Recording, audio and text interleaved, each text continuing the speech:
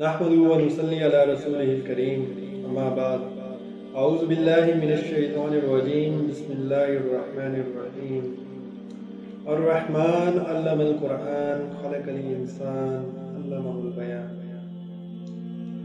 قال رسول اللہ صلی اللہ علیہ وسلم خیرکم من تعلم القرآن وعلمہ او کما قال علیہ الصلاۃ والسلام اللهم صل على سيدنا محمد وعلى آل سيدنا محمد وبارك وسلم اللهم صل على سيدنا محمد وعلى آل سيدنا محمد وبارك وسلم اللهم صل على سيدنا محمد وعلى آل سيدنا محمد وبارك وسلم۔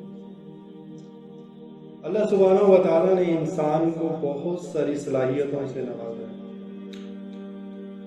ان میں جو سب سے زیادہ چوٹی کی صلاحیت ہے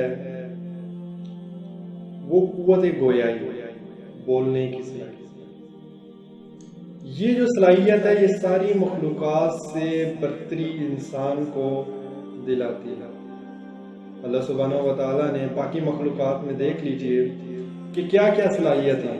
اگر آپ سونگنے کی صلاحیت دیکھتے ہیں تو ایک جانور ایک چیز کو سونگ کے بتا دیتا ہے کہ میں نے یہ چیز کھانی ہے یا نہیں کھانی۔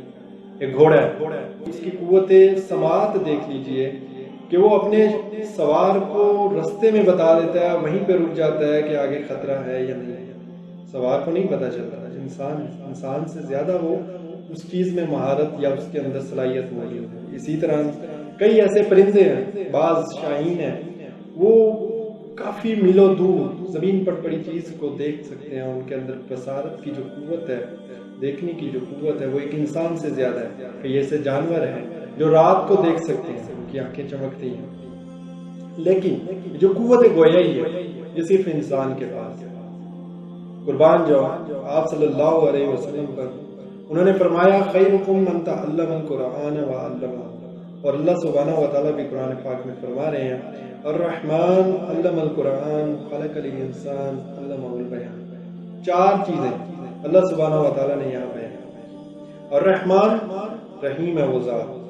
الرحمن علم القرآن، ایسی ذات جس نے قرآن سکھایا۔ خلق الانسان، انسان کو پیدا کیا۔ وعلمہ البیان، اور اس کو قوت گویائی سکھائی۔ آپ میتھمیٹکس میں چیزیں پڑھ لیں، تین چیزیں انسان کو بتائی جاتی ہیں، چوتھی چیز وہ خود ہی نکال لیتا ہے۔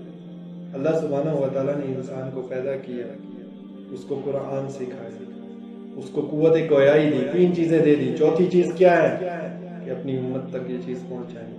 اور وہ ہمارے پیارے نبی حضرت محمد صلی اللہ علیہ وسلم نے بتا دی کہ خیرکم من تعلم القرآن وعلمہ، یہ بہترین ہے وہ شخص جس نے قرآن سیکھا اور سکھایا۔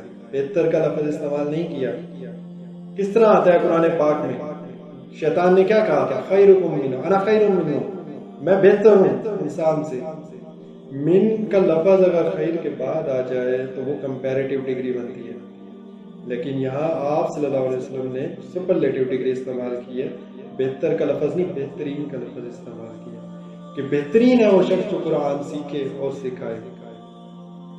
آج آپ دیکھ لیجئے، مسلمانوں کی آبادی دیکھ لیجئے، 200 کروڑ سے زیادہ کی آبادی بڑھ گئی ہے مسلمانوں کی اس پوری دنیا کے اندر، لیکن ذلیل ہو رہی۔ وجہ ہم نے قرآن سیکھنا اور سکھانا چھوڑ دیا۔